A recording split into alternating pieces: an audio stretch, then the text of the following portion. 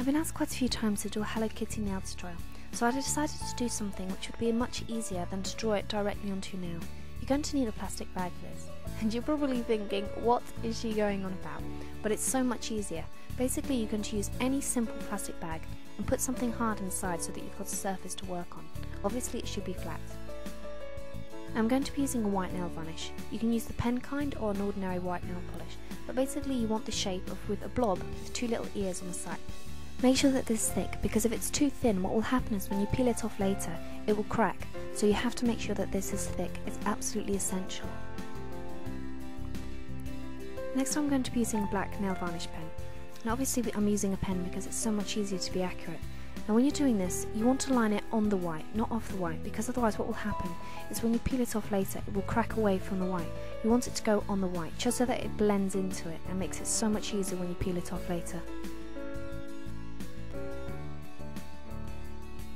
Now we're going to be drawing the bow, so taking the same black, you're going to do a little circle right there, and then two outside of it. Anything that goes off the white, make sure that it's extra thick.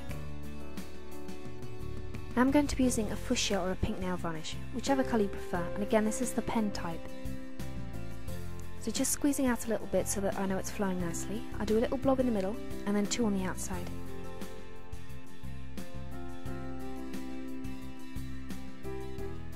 Now for the eyes and whiskers and nose. So using the pen, I'm going to draw the nose. Now for the nose, because it's a ring, you're going to do tiny little blobs. If you can get away with just doing a simple circle, then do it, whichever way is more practical for you. Then draw the eyes. Now for the whiskers, do them extra thick, because otherwise they'll just crack off when you peel them off later.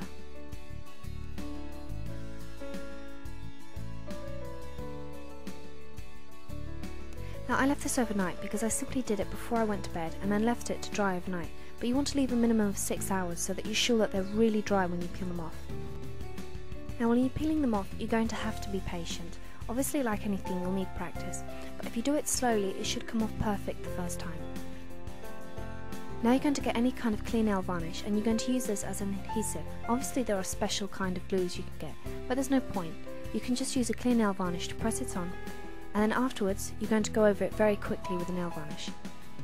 Try not to scrape it, because otherwise what will happen is that the nail polish will start to fade into the rest. And you're done.